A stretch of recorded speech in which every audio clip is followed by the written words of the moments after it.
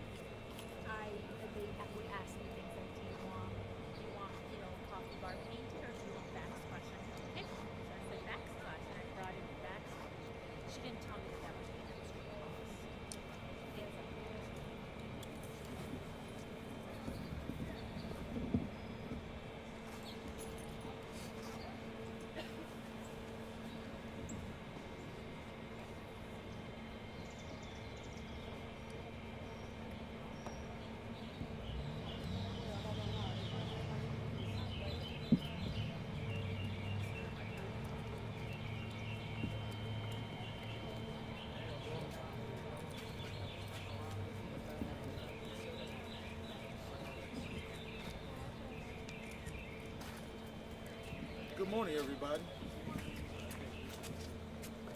Sort of huddle right here all together.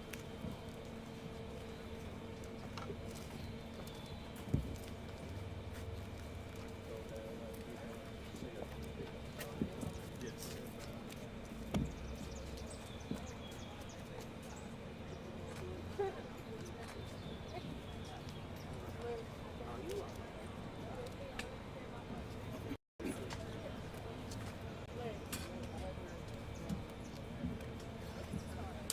How are you? All right.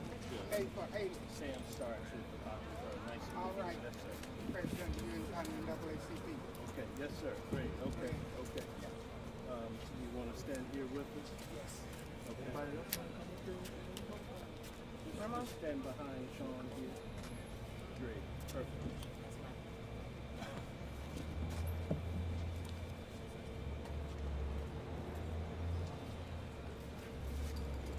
Hello. How are you? Good. Good.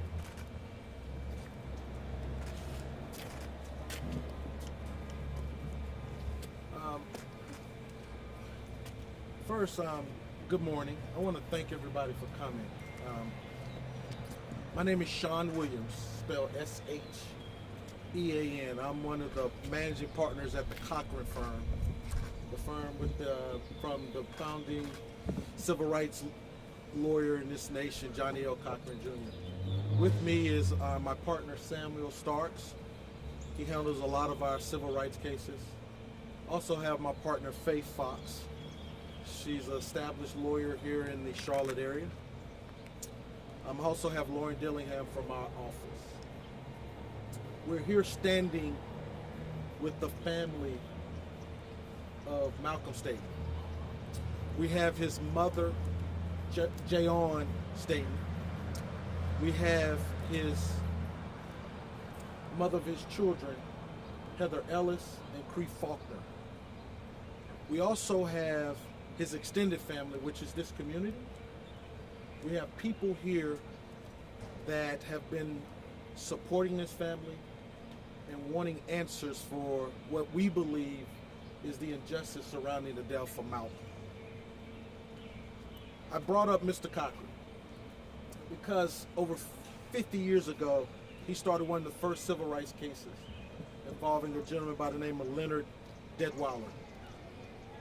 Mr. Deadweiler was unfortunately shot and killed in his car with his pregnant wife over an alleged traffic stop. We're here over 50 years later in Monroe, North Carolina, and still asking the question, how does a black man in a car with no weapon, no gun, with his girlfriend, his children, get shot and killed? That's why we're here at the Cochran Firm. We're here to get answers. We have started our own investigation. And we want to know, in light of the laws of this country, the Constitution, the civil rights, the Fourth Amendment, how did this officer seem it justified to shoot Mr. Staton in his head in front of his kids? We want to know how it is wise and justifiable and good policing to fire a gun into a car where you have 3 children and his girlfriend. Now, Union County Sheriff's Office, the State Bureau of Investigation, we have not gotten answers to any of these questions. But we do know some things despite not getting information. What we do know is that Malcolm did not have a gun. That's important. We do know he did not have any weapon that would harm any deputy or anybody else on that evening. We do know that the officers or the deputies involved were driving unmarked vehicles. We do know that these unmarked vehicles collided with Malcolm's vehicle. So this narrative that he hit their vehicles needs to be dismissed. We will be releasing a video from the store video surveillance, and you will see in that video Malcolm in his vehicle driving away, and he is hit from the front by what we believe an unmarked sheriff's vehicle and hit from behind by an unmarked sheriff's SUV. And as Malcolm attempts to drive off, you will then see that he was shot after that. So once again, we got questions why and how this happened. Now, the Supreme Court has established under Tennessee versus Gardner that an officer or deputy cannot use deadly force and shoot into a moving vehicle if that individual is not showing any threat or harm to the officer or anyone else. We believe, as we know it thus far, there's no evidence that there was any harm or threat to that officer, that deputy, or anyone else. So we are asking for a full investigation into the actions of the deputy involved. And what I'm going to do is bring in my partner, Sam Starks, and he's going to talk to you exactly where we'll go from here, representing this family.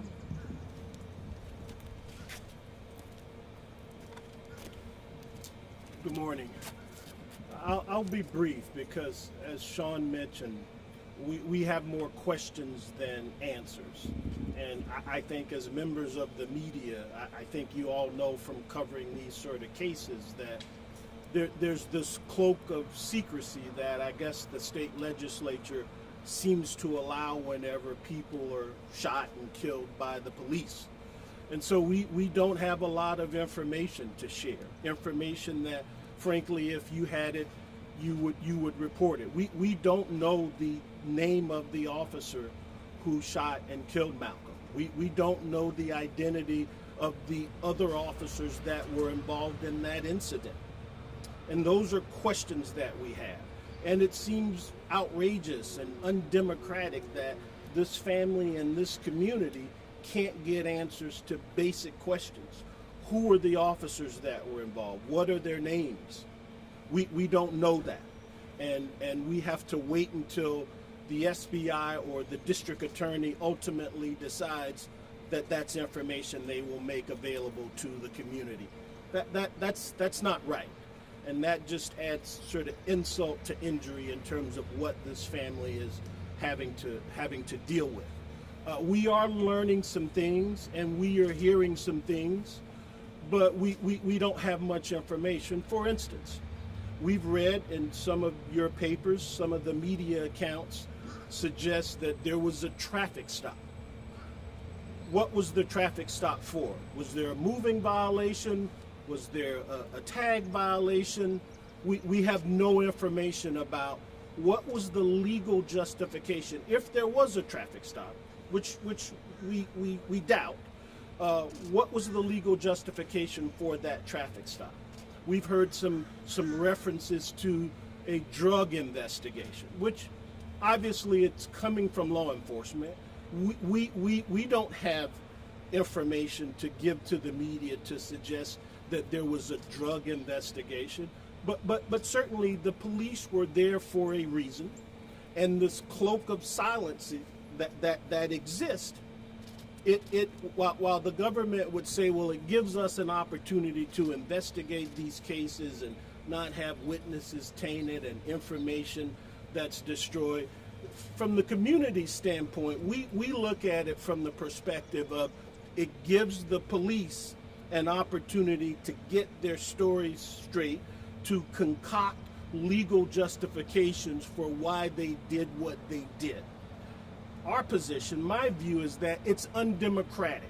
It makes no sense that the district attorney or the sheriff will not provide to the family and to the community and to the media. You guys should go and ask, who shot Malcolm, right? And why? What's the legal justification for that? What information did the police have that gave them reasonable suspicion or probable cause to roll up on him the way that they did, to block his car the way that they did, and to shoot in his car? And so we are doing the few things that we can do, talking to the family, interviewing people. We have some video that we will share, but we've got nothing from law enforcement.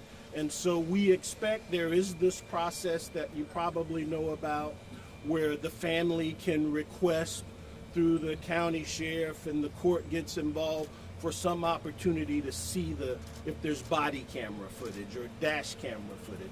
And certainly that footage we expect exists. So we've started that process. That may take 7 to 10 days. And frankly, I think the way that process works is we get to go in and look at a video and leave. And we don't get to ask any questions. We don't get a copy of it. And so I would encourage you guys to go to the sheriff, go to the district attorney, go to the SBI, see if they will give you some information to report to the community about who shot Malcolm and why. Thank you.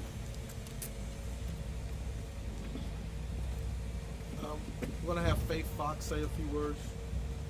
Good morning, everyone.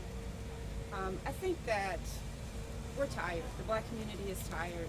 This family is tired. We are constantly begging for what everyone else just gets. The information that we've requested is statutorily required that we receive it, and it has been denied to this family. We have a mother who, in her own grief as a victim herself, is now completely inundated with trying to appease the cries of her children, who don't understand why at one point, not long ago, they were covered in their father's blood in the backseat of their car. This is a story that is old, and we're tired.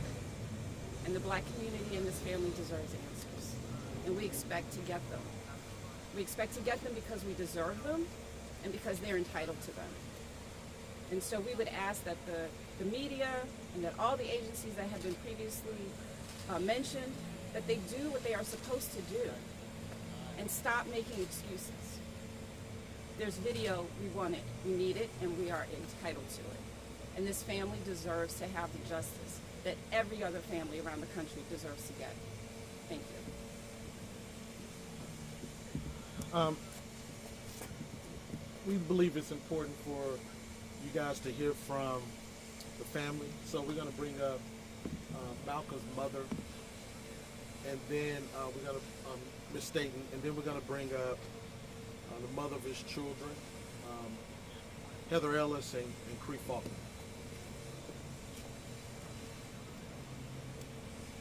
Good morning.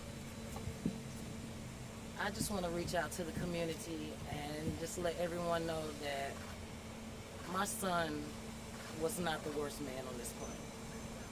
My son did not have to face the demise that he faced on his 30th birthday. All he was doing was enjoying his family, and that's what he did. He enjoyed his family. He loved his kids. He loved life. This life was tragically taken away from him, and I want answers.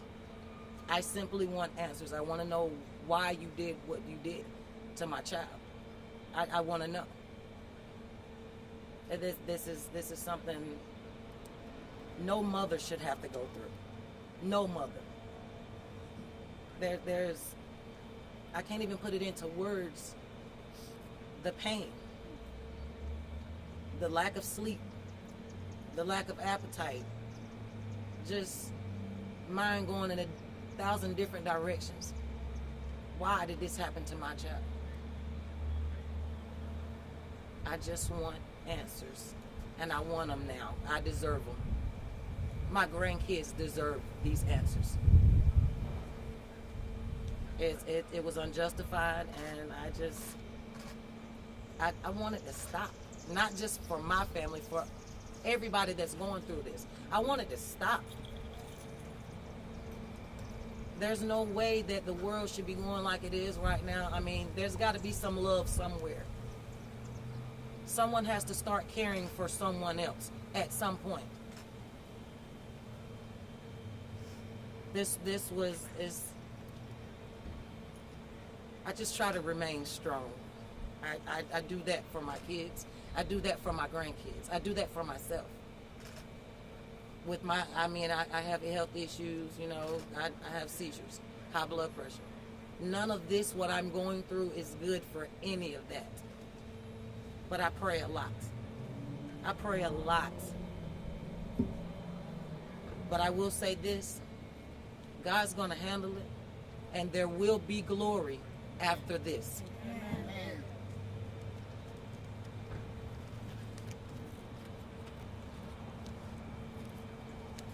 I just want to speak on how traumatizing it has been to my kids to go through this. I don't think nobody's prepared to see their father get killed, especially not a 2-year-old little girl having to see her dad's blood splattered on his face. He has an 11-year-old that he will never be able to see his dad, let him see him play sports. None of that. They can't sleep at night. We're all traumatized, and it's nothing they will never heal from. And it's unfair that we're all sitting here a month in and nobody has no answers. We haven't seen anything, we haven't heard anything, not even reaching out as far as condolences or nothing. And that's what I want to speak on. It's not just justice for Malcolm, it's also justice for all of his kids. Yes. And That's it. Justice for Malcolm. justice for all his kids as well, and the family Yes. as well. As we discussed that this issue is not just about Malcolm's family, it's about this community. So we have had people in this community to step up and to also want answers. So we want to give them a chance to speak. So you come up and you serve on the NAACP after her, and introduce yourself and tell them who you are. Well, my name is Nene Blakeney. This is something, that I've come familiar with doing, trying to, advocate for, local communities. But also, this is also my family. I've known Malcolm since a child. So this is my family. the shirts we're wearing, you know, it says a lot, because we've gotten to a point in time where we literally have to police the police. If you look up the definition of entrapment, what our shirt says is basically, you know, forcing someone into a crime, you know, in order to, you know, secure prosecution. And had Malcolm lived, then I think that's the situation we would be facing right now. The tragic part is he didn't live. He doesn't have a voice. So we have to step up and be that voice. One thing that I want to point out is, you know, this narrative, he touched on it briefly, this narrative that's being pushed, it's a familiar thing, you know, when it comes to the minorities, as far as, you know, turning someone who is a person, a human, into a criminal to justify an act that was done to them. Because that's what they've turned him into, a criminal, in order to justify their actions. You know, but he wasn't. How can you be a threat when you're shot in the back of your head? How do you pose a threat to someone when you are trying to get away from them? Who's the threat there? So I think that speaks volumes. Another thing I want to point out is the fact that we've been protesting since this happened to Malcolm. We've protested twice a week, every week here in this same location. We have had not one leader contact us, not one city official, not one individual from the city council contact us. Nobody reaches out to the family. Nobody is saying, hey, we're sorry this happened. What can we do? There is not an open arm anywhere. And that is a problem. That is a problem. You know, I know the whole thing with internal affairs and them telling them you probably don't need to speak because you're gonna, you know, criminalize yourself. Forget that. Where are the leaders to stand with us when an injustice is done to someone in your community? And that's just what I want to point out. It's sad that, you know, I live in Lancaster, but every week, I drive up here and I'm going to stand for Malcolm, for his family.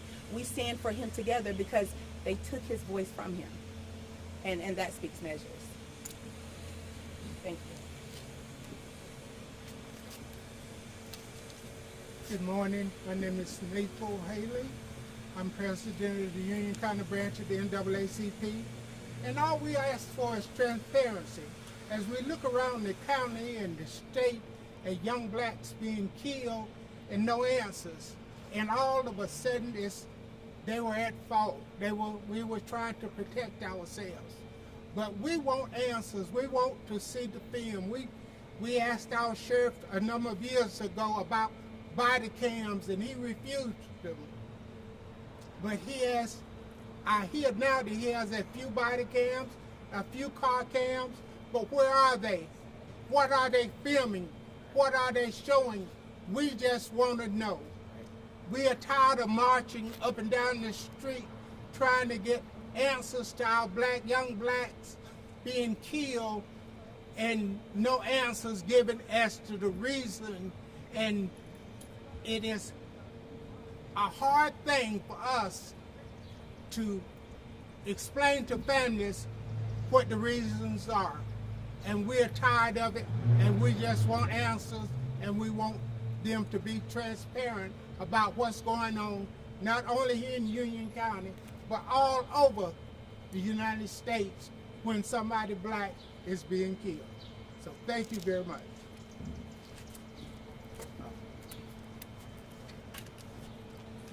So we'll take a few questions. Like Sam said, and we brought up, we don't have a lot of answers to questions that you might ask because the family hadn't been provided. It's been over a month. But we will do our best to answer what questions you have. How long are you expecting your investigation to go on, getting video or any answers from law enforcement? Well, our investigation is twofold. We can get information from witnesses. We have obtained the store surveillance of at the store where this incident and this shooting occurred. We're going to continue to have our experts involved so we can do that part. But a big part we can't control is getting information from the SBI, the Union County Sheriff's Department. We've requested the personnel files, the discipline files, the training files of all the deputies involved in this tragic shooting. We've requested, as Sam pointed out, under North Carolina law, to view any video that is available. All of those things are going to be relevant to what we're doing independent of that, so that our experts and our people can get involved, our ballistics can kind of answer some of these questions about the justification or lack thereof of this shooting. Will there be anything else after this investigation? Did you have calls from your investigation that you felt as though there was foul play, lawsuits, or anything like that after this? Yeah, if our investigation comes to the conclusions that we believe based on what we know thus far, we're going to be asking the U.S. Department of Justice to get involved, the district attorney to get involved. There's not a discussion right now about a lawsuit. A lawsuit doesn't put Malcolm's kids to sleep and stop crime. What we're concerned about right now is holding someone accountable if the evidence in the investigation shows that this was an illegal act and an unconstitutional act. And so that's where we are. Once we go there, we will talk about with this family what's next steps, but that's all this family is focused on right now, is getting answers and getting justice for their child, for their father, for their loved one. So here's what we expect as a follow-up on that question. Here's the process that we anticipate. We know that the SBI is conducting an investigation into the shooting. They've interviewed witnesses, they've interviewed officers, they've collected evidence, video evidence, ballistics evidence. They will have it all, right? They will then, when that investigation is done, they're just gathering facts. Who did what? Who said what? They will turn over the results of that investigation to the district attorney. The district attorney will look at the SBI's investigation and determine whether the officer who fired and shot and killed Malcolm, whether he had legal justification for doing that, right? Because if he didn't have legal justification for doing that under North Carolina law and under the state and federal constitution, he can be charged with a crime. So the police are subject to the same laws as any one of us. So the district attorney, we expect, as a matter of course, will get that file from the SBI, will review that file, and then say to the public, we're presenting charges to the grand jury, or we think what the officer did was justified. We also expect that maybe within the county, the sheriff's office, they should be doing their own internal affairs investigation into what their officers did. Not just the officer who fired the shot, but the other officers who created perhaps a circumstance where they may have created the danger that they say they were reacting to, right? Exactly. So that's kind of how the process generally works. Sean, if you could help me clarify a few things. So, one deputy fired, to your knowledge? I don't know. Okay. I know. Unfortunately, Malcolm was shot in the head and he's deceased. Who shot it? How many shots? Where it came from? Unfortunately, don't know. Yeah, that's kind of my next question. What kind of car?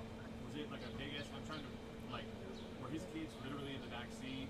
Was there at least another row between them? Like, I'm wondering how. No, it's just a Honda Accord with two front seats and back seats. So then that bullet went inches away. Miss Faulkner actually got shot. Yeah, she was grazed by the bullet. So that just tells you how dangerous it was that she got grazed by the bullet and was shot. Her kids are in the back seat. Traffic stop, whatever they're alluding the reason, I don't understand, and I've been doing this for over 25 years, the justification to fire into that vehicle right then. If it's so important to detain Malcolm or anybody for that matter, why under that situation and circumstance that you created So And here's another issue that, in some respects, it's different than whether they had justification for the shooting. So, Ms. Faulkner, from the scene of this incident, was handcuffed, essentially placed under arrest. Am I right? Put in the back of the sheriff's car, in custody, taken to the sheriff's department, right? In custody. And then the SBI agent comes, interviews her about the incident, and she's released without any charges, any explanation. that's a violation of her rights. You cannot, didn't read rights, didn't constitutional.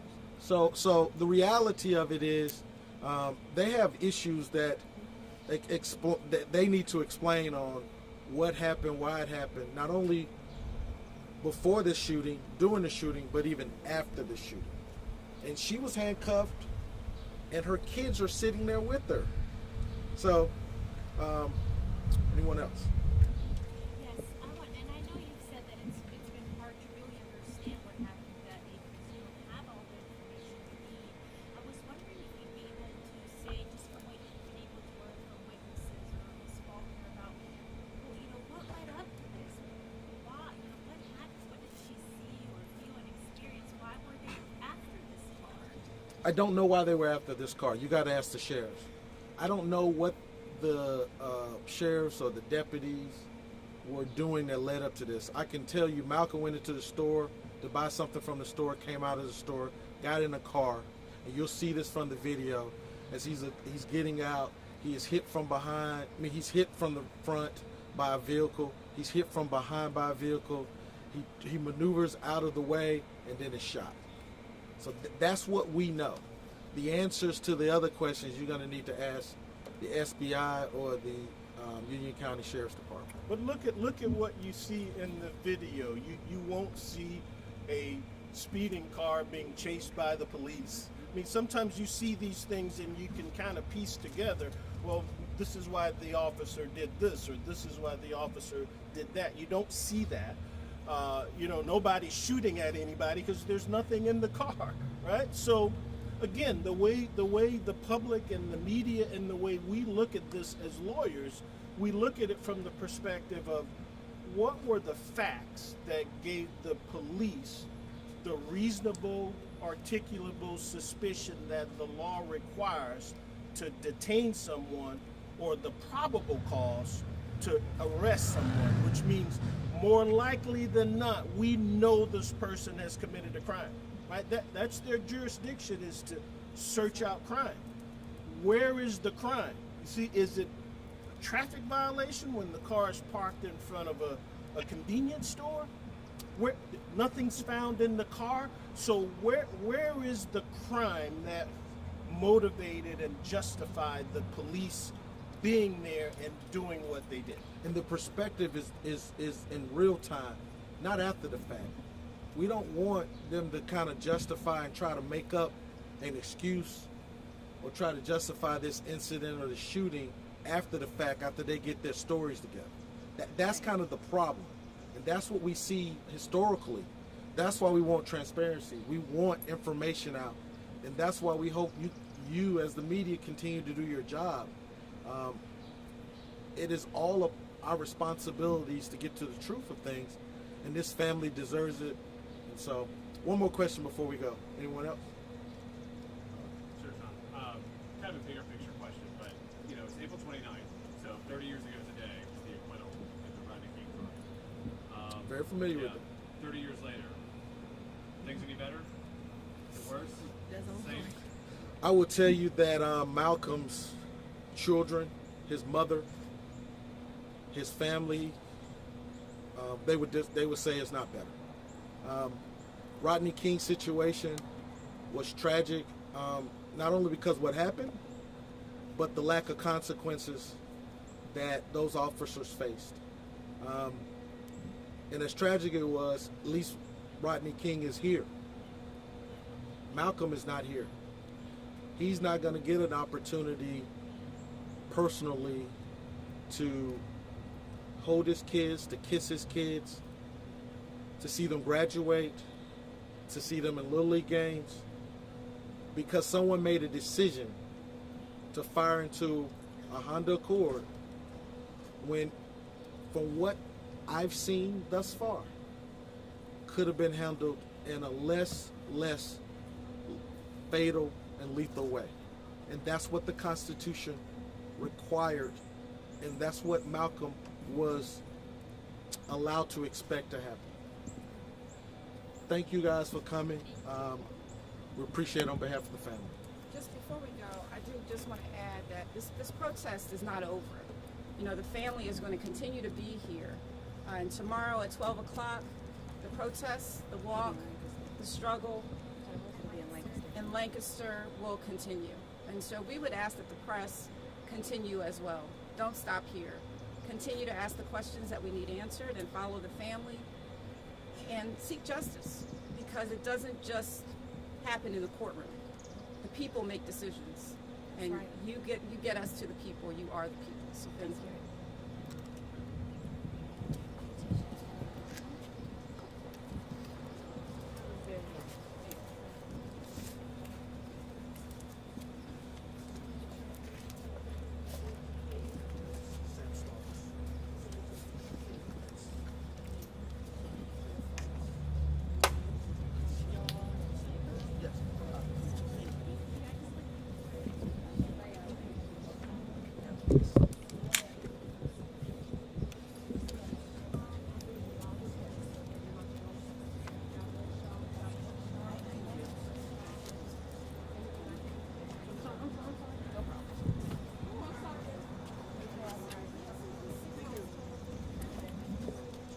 Ma'am.